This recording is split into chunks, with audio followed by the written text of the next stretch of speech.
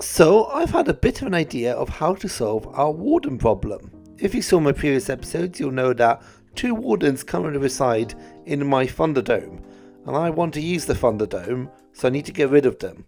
So I thought the best way to get rid of any unwanted tenant is to write a strongly worded letter. Eviction notice. You have 2 weeks to vacate the premises. Please, pretty please, signed Rob. Right, I gotta be quick, otherwise I'm never gonna get my stuff back. Hello, yes, oh god, that was successful, I gave it, you saw me give it to them. I think that counts, I think I served them papers. So hello everyone and welcome to a new episode of Olympuscraft. If you watch my Vault Hunters series, you'll be aware of a slight issue I had. I recorded a whole episode of Vault Hunters and a whole episode of Olympuscraft with my mic muted, and that's kind of forced me to kind of change up my plans for this episode. I'm going to show you first of all a few things that I did get up to between last episode and the start of this one, and I'm going to have to do a bit of a voiceover explaining exactly what happened. Oh, also I am standing here in the new entrance of our shopping district. This was designed by Corey and it looks phenomenal.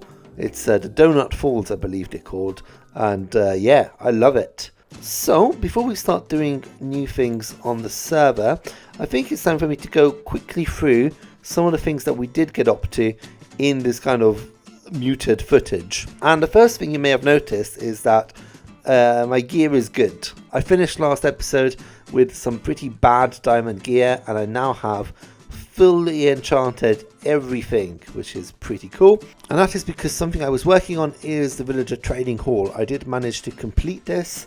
I somehow managed to get through the bug that we have where villagers weren't restocking. I kind of had to place and replace workstations millions of times, but it means that I now have every single enchantment book I need. But obviously diamond gear isn't the best gear you can get. The best gear is netherite. And luckily we have a gunpowder farm, so I could get a load of TNT and go into the nether and mine for a load of netherite. I actually discovered a little trick. So some people obviously use slightly modded Minecraft launchers. Optifine's very popular. We use sodium. So what I discovered is that if you go into the lava lakes and you use your rockets to kind of propel yourself around, you can quite easily spot exposed ancient debris. And this means that you can get netherite quite quickly. So a bit of a trick. I've never seen it be done before. I'm sure somebody else has noticed it.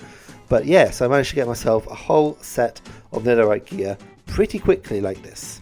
Now in the footage I partially lost. The other thing that I was trying to do is socializing a bit. So one of the things I did was to go over to Fuzzy while he was building his big tree shop. And I gave him a shulker box full of goodies. And the idea is that he can take this box of goodies. These are all his to keep. There's no payment. All he has to do is then fill the box up again and give this box to somebody else.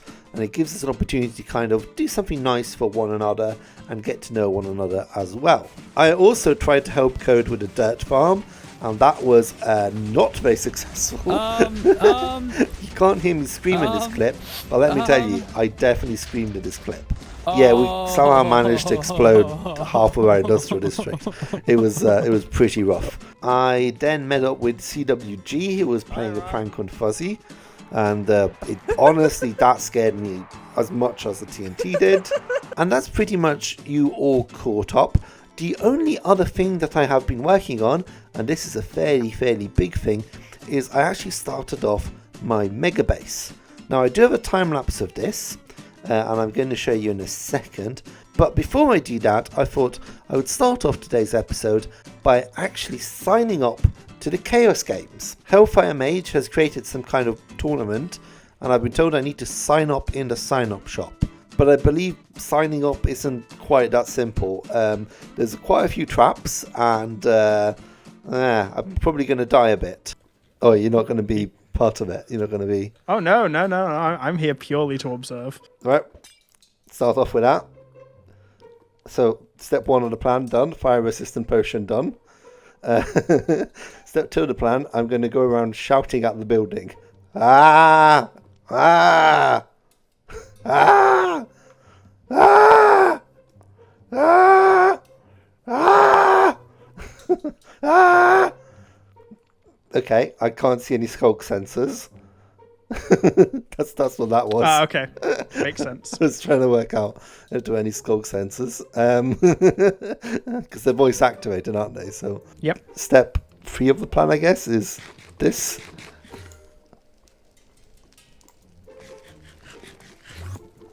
Okay. You realise that can teleport you into lava, right? Can it? I don't know if it can. Wait. It can. Well, that's a bell. Bell light. Okay. Well, nothing's killing me at the moment, so that's a good start. Wait. Oh, wait. I need to turn back to find a sign up. I always feel like that's a decoy. Well, I'm going back to my trick of just eating chorus fruits. I'm just hoping I end up in the right place. I'm outside again. What I will say is the place you need to go, Yeah. I don't think you can get to eating chorus fruit. Well, I'm going to try. Because of the mechanics chorus fruit uses. Well, I may as well try it. Oh, wait, where am I? Whoa. Oh. Oh, I'm somewhere. Well, maybe I was wrong. Wait a second. Oh no, this is so nerve-wracking. Right. Wait. Oh, you sneaky person. It was behind the door, wasn't it? Okay, right. Let's just make sure that there's nothing else in this room. Ah, I see it. Can I get it? Whoa, what did I do? That one. Redstone torch. Oh god, this is just going to be one of those. It's going to go somewhere. Oh, wait. I'm an idiot. Oh, yes. The Curse Games is a series of games and challenges. Well, test your skill, quick thinking, and chaoticness. I was going to join Matt. That sign up was quite a lot of fun. Now, it's time to talk about my megabase. So something I did in this kind of lost footage was to actually start planning out, at very least, the megabase for this season. So I've got a good idea of what this megabase is going to be. My idea is that it's going to be a city for my people. As I've said before, I am an astronaut that's come from outer space, and I've left my people on their planet trying to find a new planet for them. And in this search, I've come across this beautiful place here, and I've decided this is where we're going to settle. So, in order to lure people back to this planet, I'm going to build a whole city for them. But the first thing I want to do actually is not build the city. The first thing I want to construct is a giant beacon into the sky. Because if I'm going to call my people over, I'm going to need a beacon to summon them. So what I have done is I have selected an area where I can construct, and it's actually the area just behind me here. I'm purposely trying to not show you what's going on behind there. So what I've done is I've leveled off the area and I've created just an outline of where I want this big beacon to go, and I've done this through the form of a time lapse. So let's have a look at that.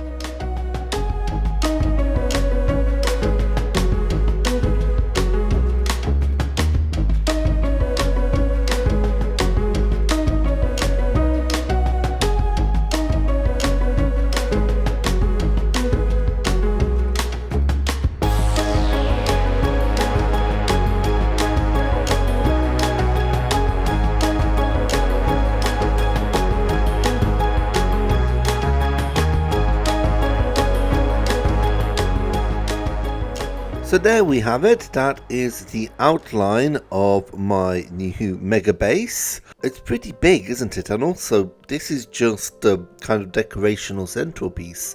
The whole mega base is going to still come all the way around it. But I'm very happy with how this area looks. I think I've done a good job kind of terraforming the landscape, so it looks a bit more natural. Yeah, it looks like it fits quite well within this landscape, which is quite nice. So yeah, this is looking good for now. I think I'm going to leave it until next episode, and I'm hoping next episode to actually build this whole beacon thing here in the middle. What I do want to do this episode is to construct a new shop. I am very low on diamonds, but what I do have is a whole load, oh so loud, a whole load of villagers. There's a big demand for enchanted books on the server. Because people are just starting off, maybe they don't want to trade with villagers. A lot of people have said they're going to build a bookshop, but no one has yet, and I feel like it's probably time for me to actually do something about it. So I've come up with a really cool design for a new shop. It's going to be called Captain Hook's Book Nook, and it's based on the film Hook. I'm a big film nerd, I really enjoy films, and Hook is a really good film. If you haven't seen it, I would recommend watching it. So in the film, there's one particular set piece which I think looks fantastic, and that is a crocodile kind of mounted almost like a grandfather clock with a clock in its mouth, and I think that's going to be a really cool piece of design to draw attention to the shop.